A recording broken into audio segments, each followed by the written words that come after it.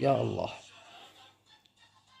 بخصوص موضوع الفاجعة الثالثة وليس الولاية الثالثة، رجع يلوح بالأفق موضوع الفاجعة الثالثة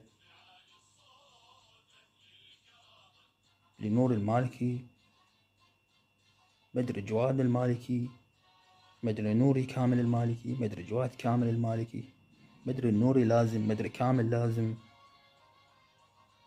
مدري المالكي، مدري القريضي. هذا أغلب حال الموجودين بعد 2003.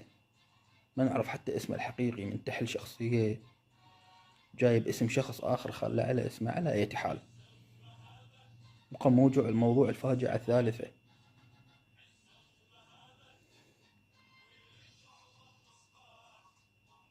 كل العراقيين، طوائفهم وقومياتهم، أديانهم، أفكارهم، كل تنوعهم العراقيين يتذكرون فواجع الولايتين الأولى والثانية ومصايب اللي صارت من أجل الحصول على الثالثة. لهذا السبب نسميها الفاجعة الثالثة. ورجعوا نفس الشخوص يحومون على العراقيين بعد ما شافوا شوية استقرار، شوية تنفسوا، رجعوا يلوحون بالفاجعة الثالثة.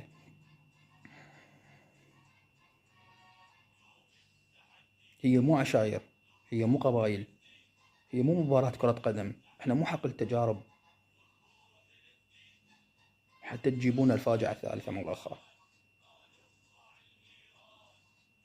لكن إن شاء الله العناية الإلهية موجودة،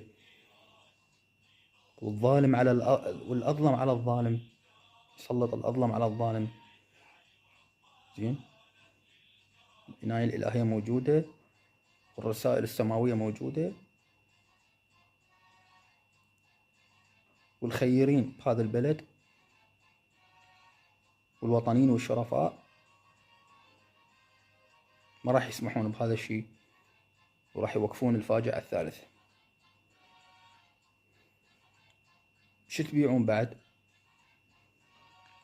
لو اكو مواليد جديدة، اكو مواليد جديدة بعد 2014 تردون تحملوها باللوريات وتودوها هنا وهنا وتطحنوها بعد المطحنة الأولى اللي سويتوها 2014 و2013. لذلك نحيي